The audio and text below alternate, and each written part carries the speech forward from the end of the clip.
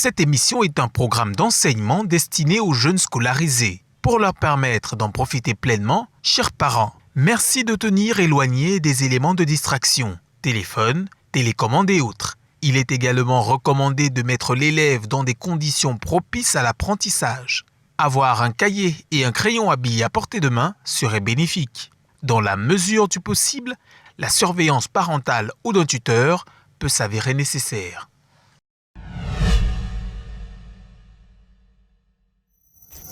Bonjour, chers apprenants, je suis Madame Tatoke Daniel, enseignante de SVT EEHB. Je m'adresse aujourd'hui aux élèves de la classe de 3e. Nous allons amorcer la 3e partie de votre programme, le module 3, intitulé « Éducation à l'environnement et au développement durable ». En famille de situation numéro 1, nous parlerons de la gestion durable des ressources écologiques. En exemple de situation, nous parlerons de la gestion des ressources pétrographiques. Et la compétence à développer ici, c'est l'utilisation des roches sédimentaires. En première séquence de notre programme, nous parlerons de l'origine et de la formation des roches sédimentaires. La première leçon porte sur les étapes ou encore les conditions de formation des roches sédimentaires. Avant d'entrer brièvement dans le sujet, nous allons essayer de vous parler des roches sédimentaires. Qu'est-ce qu'une roche sédimentaire? La roche sédimentaire, c'est une roche qui se forme à partir des sédiments. Comme vous l'avez appris dans des classes précédentes, la plupart des roches se forment en profondeur de la terre, mais il existe des roches qui se forment plutôt à la surface, suite à l'accumulation des sédiments issus soit de l'altération des roches préexistantes, soit de phénomènes chimiques, suite à la modification des facteurs climatiques. On passe donc à l'objectif à atteindre à la fin de la première leçon. Déterminer les origines des roches sédimentaires et les étapes de leur formation. Bien, on a une petite introduction d'une ligne. Les roches sédimentaires sont formées à partir des matériaux appelés sédiments, provenant de la décomposition des roches préexistantes. Quelles sont donc les étapes de formation des roches sédimentaires? Ceci portera dans la première partie du cours. Petit 1, on a donc le titre qui est « Les étapes de formation des roches sédimentaires ». La formation d'une roche sédimentaire s'effectue en 4 étapes. En première étape, nous avons l'altération.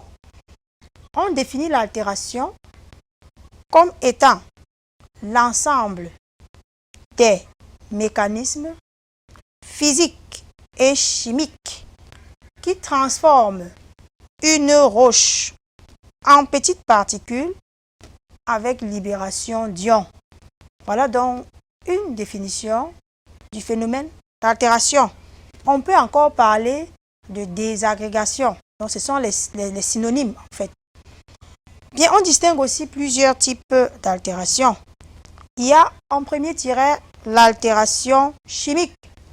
Comme son nom l'indique bien, l'altération chimique est due à l'action de l'eau chargée en dioxyde de carbone qui hydrolyse et solubilise les minéraux des roches comme le granit.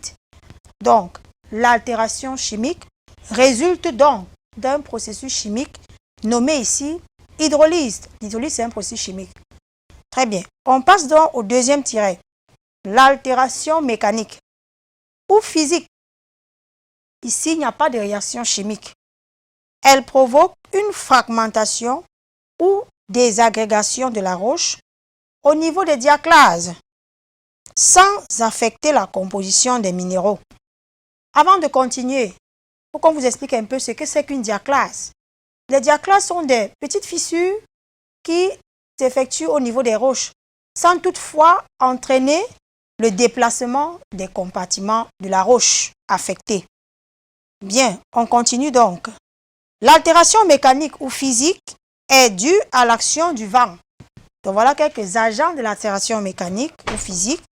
Nous pouvons citer le vent, l'effet du gel et du dégel et les variations brutales de température. Nous pouvons aussi citer l'action de la végétation. Pour plus de précision, quand on parle de l'action du gel et du dégel, ça s'observe plus précisément dans les régions polaires. Comment ça s'effectue? L'eau qui est infiltrée dans les diaclases de la roche se solidifie sous l'effet de basses températures et augmente de volume. En augmentant de volume, donc, elle fissure davantage la roche. Et maintenant, lorsque les températures augmentent, cette eau fond ou alors elle se dissout et coule en entraînant avec elle certaines particules ou certains matériaux de la roche en question. Bien, on parle aussi de l'action de la végétation. Comment est-ce que la végétation contribue effectivement à l'altération de la roche? Lorsque les racines des arbres grossissent ou alors se développent, elles s'infiltrent dans les diaclases qui ont déjà affecté la roche et pendant l'augmentation de leur volume, elles cassent davantage la roche. C'est ainsi donc que l'action du gel et du dégel ainsi que l'action de la végétation a un impact important dans l'altération mécanique des roches. On passe donc au troisième tiret qui porte sur l'altération biologique. Qui dit biologie dit être vivant. Comment est-ce que les êtres vivants affectent, n'est-ce pas, la structure d'une roche? On y va donc. Elle conduit à une fragmentation ou à une détérioration chimique des roches par l'action des organismes vivants. On peut citer entre autres les plantes, les animaux et les bactéries. Les plantes, encore une fois de plus, lorsque les racines, comme je l'ai dit plus haut, des arbres s'infiltrent ou alors intègrent les diaclases d'une roche, elles produisent une substance chimique qui hydrolyse les minéraux de la roche. C'est ainsi donc que les plantes ont à la fois une action mécanique et une action chimique sur l'altération d'une roche. En ce qui concerne les bactéries, elles jouent aussi le même rôle. Les bactéries hydrolysent les minéraux de la roche. Les animaux, en creusant des terriers, peuvent faciliter l'altération de la roche. Nous avons donc en image, au bas de la page, un exemple d'une roche ayant subi le phénomène d'altération ou de désagrégation. Vous pouvez bien constater avec moi que sur cette roche, on note l'absence de plusieurs ou alors d'une grande partie des minéraux qui ont été emportés après que la roche ait subi la désagrégation. On va prendre comme exemple de phénomène d'altération l'altération du granit. C'est quoi le granit? Le granit est une roche plutonique qui se forme en profondeur suite au refroidissement lent et complet ou encore total du magma. Le granit contient des minéraux suivants: le quartz, le feldspath, le mica noir et le mica blanc. En guise de rappel, le granit, vous l'avez vu en quatrième, est une roche très rigide, très solide. Très bien, on revient donc à la suite du cours. Sous l'action de l'eau de pluie, l'eau de pluie est chargée en gaz carbonique. Par conséquent, elle se comporte comme un acide faible. C'est pour cela qu'on a mis entre parenthèses acide. Et des variations de température, le granit est attaqué dans le sous-sol par l'eau qui pénètre dans les fissures appelées diaclases. Donc, lorsque la pluie tombe, il y a une partie de cette eau qui s'infiltre dans le sol. Et c'est cette eau-là donc qui va donc s'attaquer au granit qui se situe en profondeur. Suite donc à l'infiltration de cette eau chargée de gaz carbonique, par conséquent acide, le granit perd sa cohérence. On dit qu'il se désagrège. puisqu'il n'est plus comme il était avant. Il n'est plus aussi solide qu'il était jadis. Cette action libère ces minéraux de blocs compacts. Le granit se transforme d'abord en sable grossier, appelé arène granitique meuble, puis le mica et le feldspath donnent l'argile. Le quartz est inaltérable et donnera l'essentiel du sable. La figure que nous avons plus bas montre de façon plus explicite le processus de dégradation du granit. Nous observons bien là le granit sain, donc avant le processus d'altération. Nous voyons donc ces principaux minéraux constitutifs. Nous avons le feldspath, le quartz, le mica. Très bien. Maintenant, à la suite, donc juste après la flèche, nous voyons qu'après l'infiltration de l'eau dans la roche subit une fragmentation, n'est-ce pas, ou une dissociation, et libère donc, en bas, nous voyons là, nous avons les cristaux bleus, là, et d'autres qui sont blancs. Les cristaux là, l'association du quartz et du mica, et du feldspath, va libérer, regardez dans la suite de la flèche, va libérer les particules d'argile, tandis que plus bas, les cristaux de quartz ne subiront aucune altération. Ils formeront donc plus tard l'essentiel de ce qu'on appelle le sable. Le sable qui est une roche qu'on rencontre partout. Bien, après donc le processus d'altération, une fois que la roche a été dégradée ou altérée, les minéraux obtenus doivent subir un processus d'arrachement afin d'être transportés. On parlera donc du processus d'érosion. Donc, suite à l'altération, les minéraux subiront donc l'érosion. C'est quoi l'érosion? L'érosion, au bas de la page, on va donner une définition de l'érosion parce qu'il y en a plusieurs. L'érosion est l'ensemble des phénomènes externes qui, à la surface du sol, ôtent tout ou une partie des terrains existants, modifiant ainsi le relief. Donc voilà une définition de l'érosion. On va encore vous donner d'autres définitions parce que vous savez qu'en classe d'examen, les apprenants doivent avoir une multitude de définitions à leur portée. Donc, on a donc prévu pour vous une deuxième définition du mot érosion. L'érosion peut encore être définie comme le transport des produits d'altération du massif rocheux jusqu'au bassin sédimentaire. Une autre définition encore, un peu plus simple, c'est l'enlèvement total ou partiel d'une couche de terrain. Donc, très chers apprenants, nous avons mis à votre disposition plusieurs définitions de l'érosion. Quitte à vous de choisir l'une d'elles, surtout celle qui vous sied le mieux. On passe donc à la suite du cours pour citer les principaux agents d'érosion. Nous avons l'eau, plus particulièrement l'eau de ruissellement. Vous allez observer dans votre environnement le plus proche qu'après des fortes pluies, vous verrez que certaines parties de la cour, n'est-ce pas, ont subi l'enlèvement des particules qui les constituent. On parle donc de l'érosion. Ça, c'est l'eau de ruissellement. C'est le premier agent d'érosion. Le deuxième agent d'érosion, c'est le glacier. Le glacier, au cours des avalanches, j'espère que vous avez déjà entendu parler de ce qu'on appelle avalanche, ça s'observe en général dans les zones polaires. Donc, c'est un peu, on dit souvent que la montagne glaciale s'effondre. Donc, au cours des avalanches, donc, les glaciers entraînent une partie des minéraux qui constituent les roches. On peut aussi avoir comme agent d'érosion les vents. Les vents transportent plus facilement les particules très fines. On a donc fini ainsi avec le phénomène d'altération, puis de l'érosion. Une fois que les particules ont été arrachées de la roche-mère, ils doivent donc être transportés. D'où la suite de notre cours, le petit b, qui parle du transport des particules. Au bas de la page, les particules libérées par l'eau de ruissellement ou le vent sont transportées.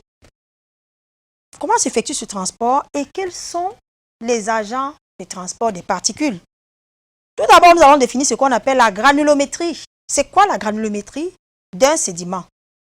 C'est l'étude de ses grains, tout court. Donc, l'étude des grains d'un sédiment est appelée granulométrie. On peut encore avoir comme autre définition de la granulométrie le classement des grains d'un sédiment selon leur taille, leur forme, leurs aspects ou leurs traces d'usure.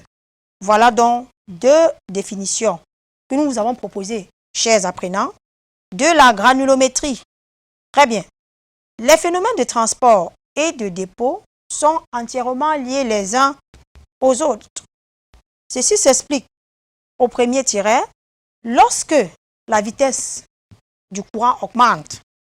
Le diamètre des particules qui peuvent être déplacées et qui par conséquent ne se déposent pas augmente. Ça signifie quoi? Les courants les plus forts, n'est-ce pas, ont la facilité de transporter les particules les plus grosses. C'est ce que ça veut dire en d'autres termes, en français terre à terre, si c'est le cas de le dire. Deuxième tiret donc maintenant, lorsque la vitesse du courant diminue, les particules se déposent dans un ordre régulier. Les plus grosses sont abandonnées, les premières, et les plus fines en dernier. Je pense que là, c'est assez clair. Lorsque la vitesse du courant est faible, n'est-ce pas, les particules se déplacent de moins en moins. Elles ont donc tendance à se déposer là où elles se trouvent. Et suite à une suite logique, n'est-ce pas, les plus grosses se déposent en général en première et les plus fines en dernier. Le tableau que nous avons là nous récapitule les différents modes de transport et l'aspect des grains issus de chacun d'eux. En première ligne, nous avons le transport glaciaire ou fluviatile. Ça veut dire quoi? C'est lorsque les particules sont transportées par un courant à faible vitesse, donc un courant faible. On l'observe en général dans les fleuves. C'est pour cela qu'on parle de fluviatile. Comment sont donc les grains qui sont issus de ce genre de transport? On nous dit que les grains sont non usés avec des arêtes tranchants. Bien. En deuxième ligne, nous avons le mode de transport, le transport prolongé dans l'eau. Ici, là, le courant est plus grand. Le courant est plus grand. Et comment se présentent les grains qui ont issu ce type de transport? Les grains sont émoussés et luisants avec des arêtes usées. Et le dernier mode de transport, le transport dans l'air. Le transport dans l'air conduit à la formation des grains ronds et mat, sans arête. Donc les grains issus du transport dans l'air n'ont aucune arête. Bien, la figure qui est au bas de la page nous matérialise l'aspect des différents grains. En A, nous avons les grains transparents anguleux, non usés aux arêtes tranchantes, issus du transport glaciaire et fluviatile. Voilà donc l'aspect en A d'un grain non usé avec des arêtes tranchants. Vous le voyez donc là en A. Puis en B, nous avons des grains transparents à facettes brillantes, émoussés, luisants, aux arêtes usées, issus du transport prolongé dans l'eau. Dans petit b, vous allez donc observer là les grains émoussés et luisants avec des arêtes usées. En petit c donc, nous avons les grains translucides à façade dépolie, ronds et mat sans arête, issus du transport dans l'air. Vous conviendrez donc avec moi que nous avons là en petit c les grains qui sont ronds, n'est-ce pas, et mat, d'accord, sans arête. Les arêtes, c'est quoi? C'est des sortes de piquants qui peuvent apparaître de part et d'autre du grain. Donc les grains ici là sont ronds, ils n'ont pas d'arête. Bien, voilà donc ainsi terminé la partie qui porte sur le transport des sédiments. Après donc que les sédiments aient subi le transport, il faut donc qu'ils se déposent dans ce qu'on a appelé bassin sédimentaire. On va donc entrer à la suite du cours, en petit c, sur le dépôt des sédiments, encore appelé sédimentation. Bien, Pour revenir à ce qu'on a dit plus haut, les matériaux transportés sont déposés dans les bas-fonds et constituent des sédiments. Le dépôt donc de ces matériaux-là ou de ces sédiments est appelé sédimentation. On va donc définir très vite ce que c'est que la sédimentation. La sédimentation est l'ensemble des étapes qui conduisent à la formation des sédiments. Autrement dit, c'est le dépôt des particules solides et solubles transportées par l'eau ou encore c'est le dépôt des sédiments dans un bassin sédimentaire suivant le lieu de dépôt. On distingue plusieurs types de bassins sédimentaires. Nous avons les bassins sédimentaires continentaux où s'effectue la sédimentation continentale. On distingue là-bas la sédimentation fluviatile, glaciaire, éolienne, lacustre et lagunaire. Maintenant, en deuxième tiret, nous avons la sédimentation marine qui s'effectue dans les bassins sédimentaires marins. Qu'est-ce qu'on appelle bassin sédimentaire? Un bassin sédimentaire, c'est un lieu où se déposent les sédiments. Exemple de bassin sédimentaire que nous connaissons, nous avons la mer. La mer, c'est un lieu de dépôt des sédiments. Nous avons les océans, nous avons les lacs, nous avons les marécages, dans les marais. Dans certaines zones ici à Douala, on rencontre le marécage. Sachez que ce sont des zones de dépôt des sédiments. Nous avons aussi les plaines. Ça veut dire quoi? Les zones assez planes, un peu comme des sortes de dépressions, comme des zones un peu creuses. On parle de plaines. Nous avons aussi les vallées et nous avons aussi les rift continentaux. Très bien. La suite de notre cours parlera donc de ce que subiront ces sédiments suite à leur dépôt. Donc, une fois qu'ils ont été déposés, quel est le processus ou alors quelle est la transformation qu'ils subiront pour devenir effectivement une roche sédimentaire cohérente et compacte. Je vous reviens donc après une courte pause pour la suite de notre cours.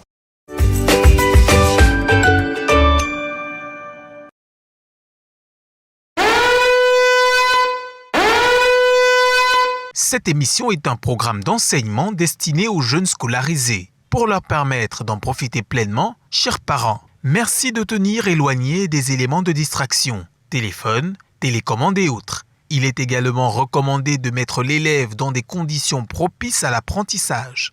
Avoir un cahier et un crayon à billes à portée de main serait bénéfique. Dans la mesure du possible, la surveillance parentale ou d'un tuteur peut s'avérer nécessaire.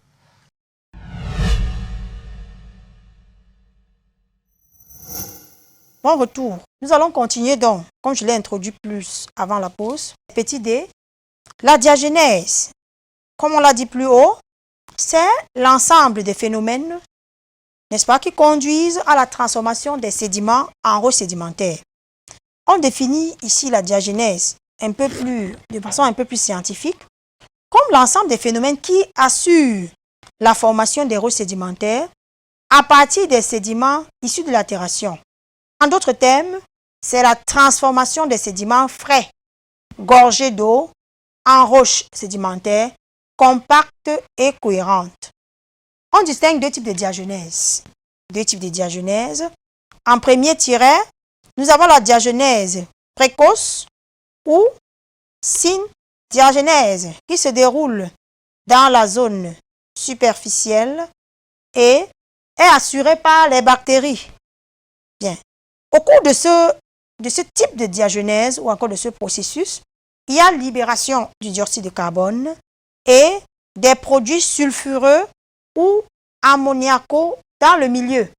Très bien, en deuxième tiret, nous avons la diagenèse tardive, encore appelée épidiagenèse. Voilà donc le schéma qui illustre proprement dit le processus de la diagenèse. Donc, quand nous observons dans ce schéma, nous voyons qu'il y a un processus de déshydratation. Quand vous voyez les flèches là, l'eau est en train de partir. Ça veut dire que les sédiments en s'accumulant, n'est-ce pas, quand ils se compressent, on parle de compaction. Donc, pendant cette compaction-là, il y a perte d'eau, encore appelée déshydratation. Ça se voit là, les flèches, l'eau sort. Et après, dans cette déshydratation-là, il y a une réorganisation des sédiments, encore appelée récristallisation, qui va donc se suivre d'une cimentation. Quand vous voyez là en bas, vous avez ciment. Ça veut dire que les sédiments, après avoir été réorganisés, subissent dans le processus de cimentation. Donc, ils se lient dans les uns aux autres pour que nous puissions avoir une roche sédimentaire cohérente et compacte. À la suite de notre cours, nous avons un petit lexique, les mots-clés que nous avons utilisés dans le cours et dont nous jugeons nécessaire que vous ayez là la définition. En premier mot, nous avons la géologie. La géologie, c'est l'étude de la planète Terre dans sa composition, sa structure, son histoire et son évolution. Donc, c'est ça la géologie. En deuxième mot, nous avons la pétrographie. Nous l'avons utilisé plus haut. La pétrographie, c'est une branche de la géologie qui étudie la description et l'analyse des différentes roches. Donc, qui dit pétrographie dit roche. Très bien. Nous avons donc ensuite la roche. C'est quoi la roche? Proprement dit, la roche, c'est tout matériau constitutif de l'écorce terrestre formé d'un assemblage de minéraux. En d'autres termes, la roche, c'est un minéraux formé par un agrégat naturel de minéraux, de fossiles et ou d'éléments d'autres roches. Bien, en dernier lieu, nous avons la définition de l'arénisation. C'est quoi donc l'arénisation? L'arénisation, très cher apprenant, c'est la formation d'un sable grossier, encore appelé arène, constitué de grains de sable ou encore de grains de quartz, non usés.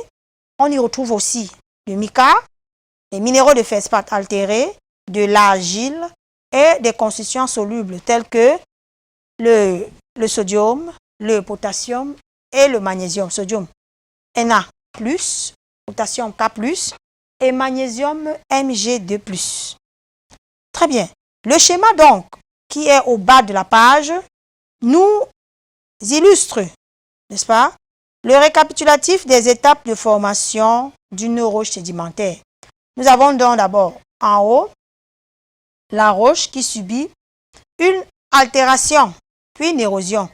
Une fois que la roche a subi l'altération et l'érosion, les particules obtenues, comme on l'a dit plus haut, subissent le processus de transport. Ici, nous sommes dans le cas d'un transport qui s'effectue dans l'eau, n'est-ce pas? Après le transport, donc, on a la sédimentation ou encore le dépôt des sédiments. Et suite à ce dépôt, nous avons la diagénèse. Bien, sur ce schéma encore, nous voyons précipitation chimique. C'est quoi la précipitation chimique? Comme on l'a dit plus haut, la roche sédimentaire ne se forme pas seulement à travers l'accumulation des sédiments issus de l'altération du roche préexistence, mais elle peut aussi résulter de l'accumulation des sédiments issus des processus chimiques suite à la modification de certains facteurs climatiques. On peut citer comme facteur climatique la température, donc la variation de température. Dans les océans et les mers, c'est ainsi que se forme le sel de cuisine, encore appelé chlorure de sodium. Lorsque il fait très chaud, n'est-ce pas? L'eau s'évapore. L'évaporation donc de l'eau stimule ou alors entraîne la cristallisation des ions dissous en solide, donc les ions dissous dans l'eau, qui vont donc précipiter et s'accumuler pour donner une roche sédimentaire. L'exemple par excellence ici, c'est le sel de cuisine, encore appelé chlorure de sodium, qui se forme dans les mers. Ainsi dit donc les amis, nous avons fini avec la première leçon de notre chapitre qui parle des étapes de formation des roches sédimentaires.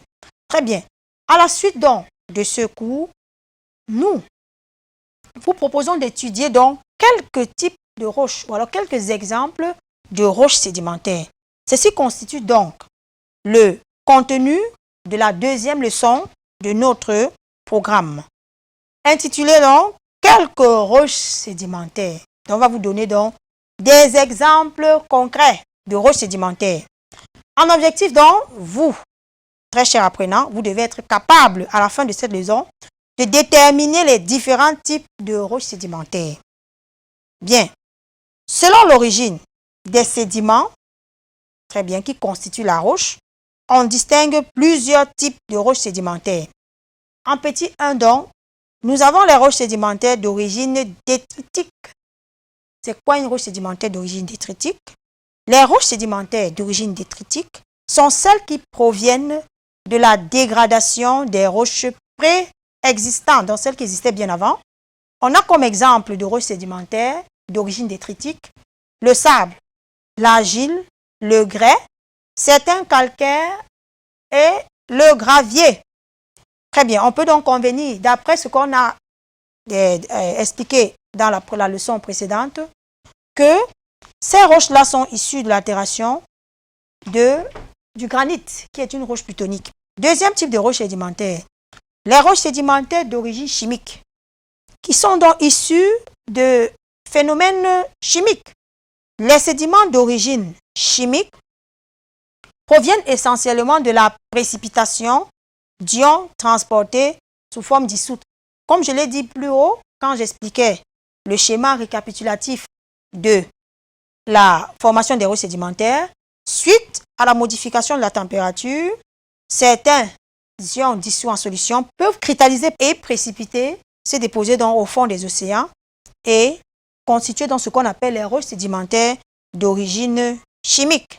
On a donc un exemple de roches sédimentaires d'origine chimique, le sel de cuisine, comme on l'a dit plus haut, le sel gemme qu'on utilise, qu'on appelle communément le kanwa, on utilise ça dans la cuisine, c'est le sel gemme, c'est une roche sédimentaire d'origine chimique. Nous avons les gypses, nous avons les calcites, nous avons les travertins, qui sont des calcaires, n'est-ce pas? Nous avons les évaporites aussi. Ce sont des exemples de roches sédimentaires d'origine chimique. En troisième partie, donc, nous avons, petit 3, les roches sédimentaires d'origine biologique ou organique. Ça veut dire quoi? Qui proviennent ou alors qui sont en relation avec les êtres vivants. Elles sont formées des sédiments provenant de l'accumulation et de la décomposition des animaux et des végétaux, à l'abri de l'air par les bactéries.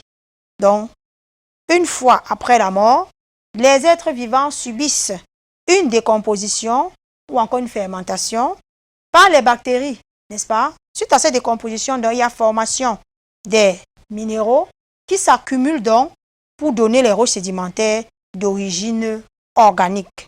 Exemple de roches sédimentaires d'origine organique, nous avons les boues calcaires, les boues siliceuses, les calcaires sérifaux, les calcaires foraminifères, le pétrole, la houille, le charbon et la craie. Bien les amis, en guise de remarque, vous devez retenir que les roches sédimentaires d'origine organique sont combustibles, donc elles prennent feu à l'approche d'une flamme. Donc c'est une petite remarque que vous devez noter et qui est aussi importante. On va donc dans le tableau qui est au bas de la page. C'est un tableau qui récapitule en quelque sorte les différents types de roches sédimentaires en fonction de l'origine des sédiments qui la constituent. Nous avons donc d'origine détritique, d'origine chimique, d'origine organique. Nous avons classé ensuite en famille. D'origine détritique, nous avons les familles des siliceuses, roches argileuses, les calcaires détritiques. Et d'origine chimique, les calcaires chimiques et les roches salines. D'origine organique, nous avons les roches carbonées. Bon, je vous laisse dans le soin d'explorer, n'est-ce pas, délicatement la suite de ce tableau. On va donc aller à la page suivante avec en image quelques roches sédimentaires. On voit donc, première roche sédimentaire, le sable en image. On voit un monsieur qui creuse du sable sur l'eau pour le mettre dans une pirogue. Ensuite, nous avons le grès. Le grès qui est aussi une roche sédimentaire d'origine détritique. Nous avons les argiles qui sont des roches sédimentaires d'origine détritique aussi. Les calcaires fossilifères. Et nous avons aussi le gypse qui est une roche sédimentaire d'origine chimique. Bien, au terme donc de la description de certaines roches sédimentaires, nous pouvons donc vous donner en petit 4 les caractéristiques des roches sédimentaires. On vous a dit en introduction que les roches sédimentaires se forment Contrairement à d'autres roches qui constituent l'écorce terrestre, à la surface, on dit donc qu'elles sont exogènes. Donc en premier tiret, elles sont d'origine externe. Elles sont exogènes. Deuxième tiret, elles sont stratifiées. Donc on parle de stratification. C'est quoi la stratification? C'est la disposition en couches parallèles appelées strates des constituants d'une roche. Donc les roches sédimentaires sont stratifiées parce qu'elles sont constituées des couches parallèles qui sont déposées. On parle de la fossilisation aussi. La fossilisation, les roches sédimentaires contiennent en général des fossiles. C'est quoi un fossile? Un fossile, c'est un reste d'être vivant conservé dans la roche. Ça peut aussi être un reste de l'activité. Ça peut être peut-être une empreinte, l'activité d'un être vivant. Bien, on a donc fini avec quelques caractéristiques des roches sédimentaires. On a parlé de la formation des roches sédimentaires. Nous avons aussi parlé de quelques exemples de roches sédimentaires. Maintenant, à quoi nous servent ces roches sédimentaires?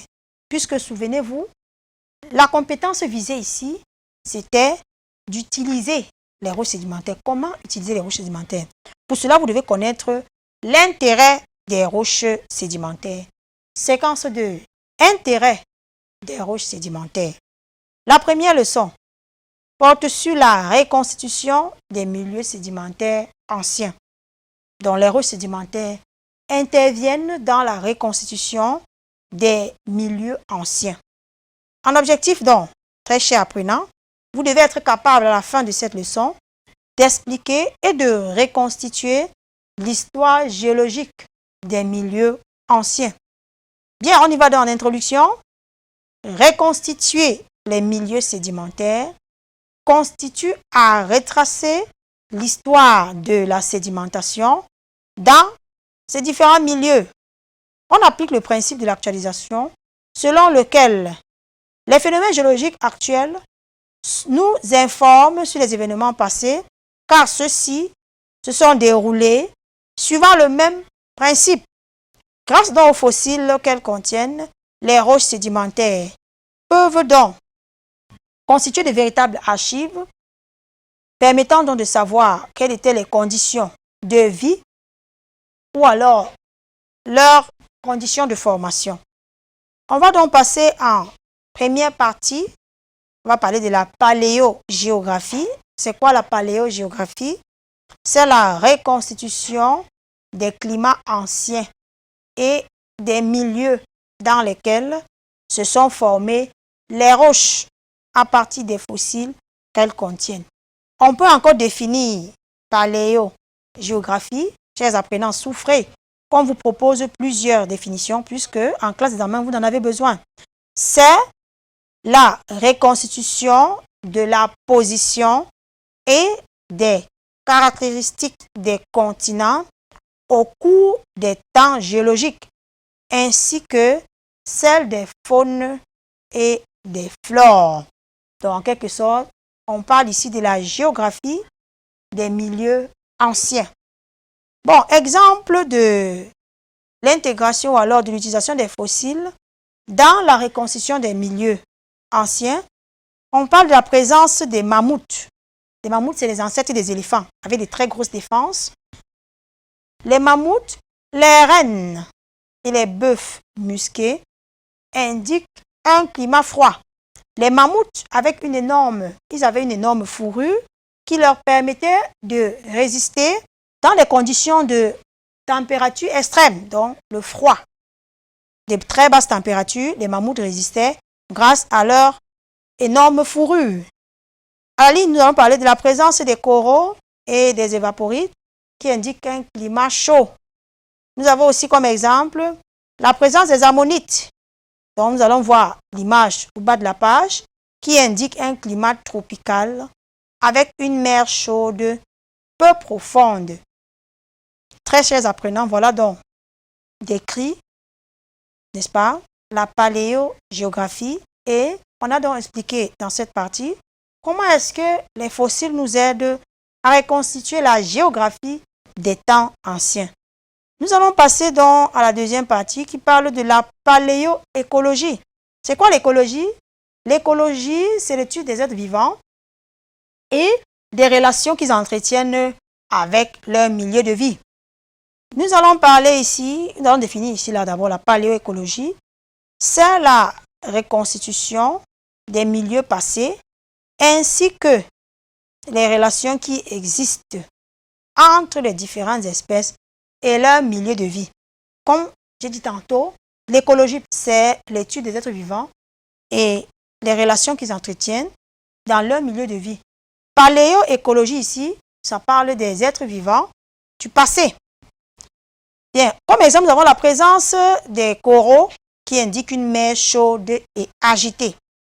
Nous avons encore la présence des petits gastéropodes à coquilles minces dans les calcaires qui indiquent une origine lacustre, ça veut dire les lacs.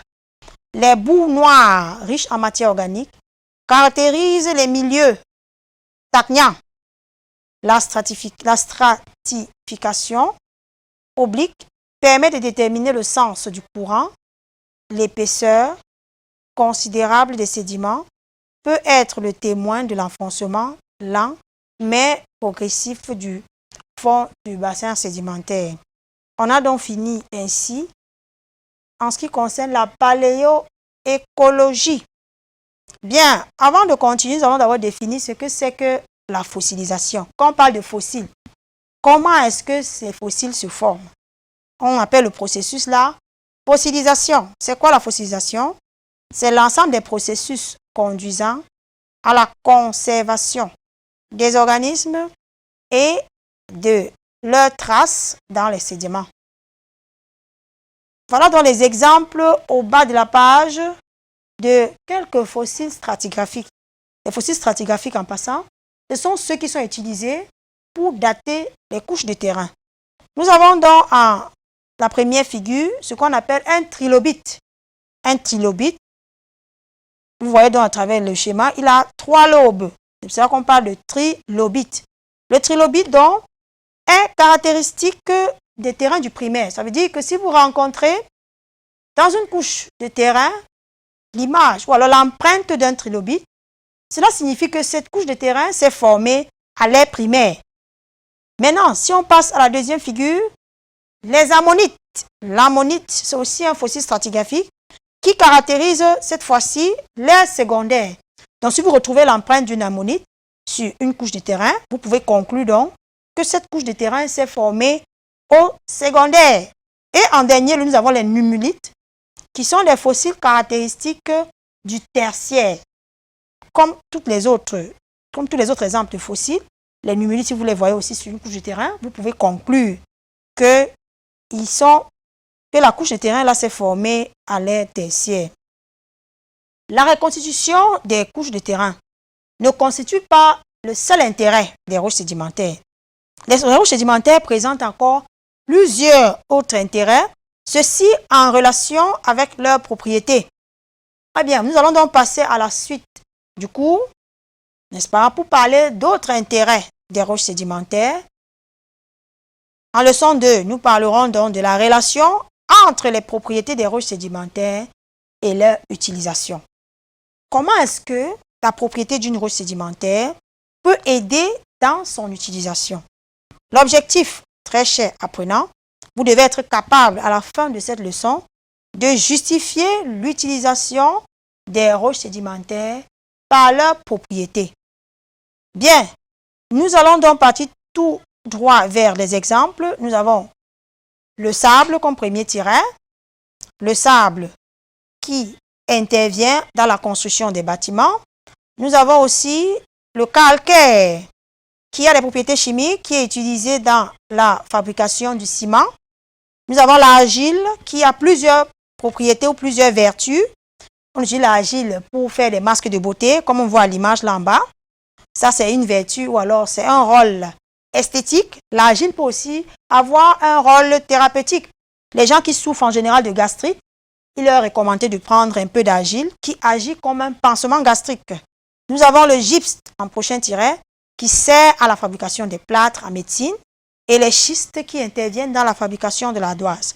Les images en bas d'écran ou alors en bas de page vous illustrent donc l'utilisation de quelques roches sédimentaires. En première image, nous avons une femme qui a revêti un masque, n'est-ce pas, à base d'argile sur son visage. Ça, c'est l'intérêt esthétique. En deuxième page, nous avons les pots qui ont été fabriqués à partir de l'argile. Ça, c'est la poterie. Un autre intérêt de l'argile. Et à la troisième page, nous voyons les vitres, n'est-ce pas? Ces vitres-là, donc, sont issues de la fonte du sable. Donc, quand on fond le sable, on obtient le verre qui permet donc de fabriquer les vitres que nous avons là à l'image. Sur ce, très cher apprenant, je vous remercie pour votre aimable attention et je vous donne rendez-vous la prochaine fois pour la suite de notre programme.